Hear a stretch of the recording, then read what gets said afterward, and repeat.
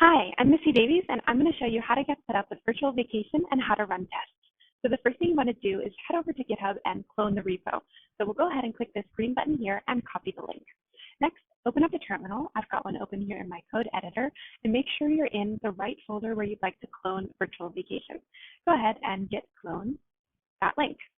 We'll give it a moment just to download. Awesome, so that's just finished downloading, and I've opened up the folder to be able to see all the files associated with Virtual Vacation.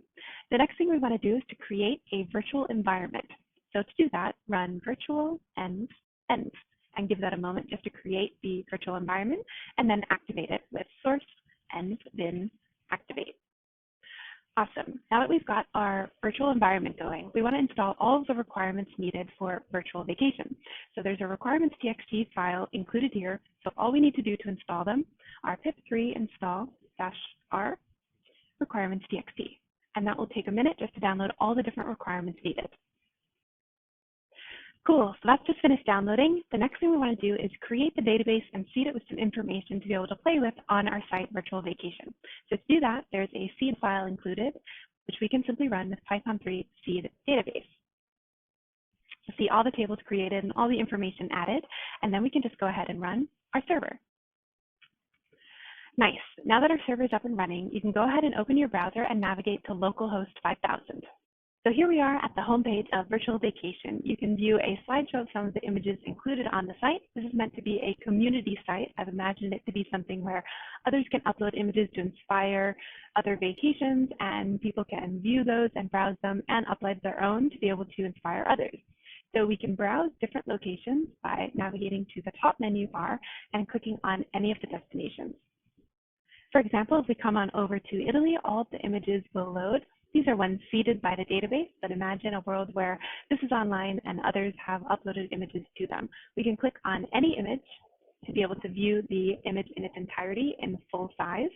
And from here, we can also navigate to any other destination. The images are all added in accordingly based on a bootstrap schema here of rows and columns. We can add to a collection using add to collection here. Simply select the destination you'd like to add a file to. We could say France, and then choose a file, open the image, and click upload. You'll see a confirmation message appear, and then when you navigate to the country again, you'll see your new image has been added at the very end, like so.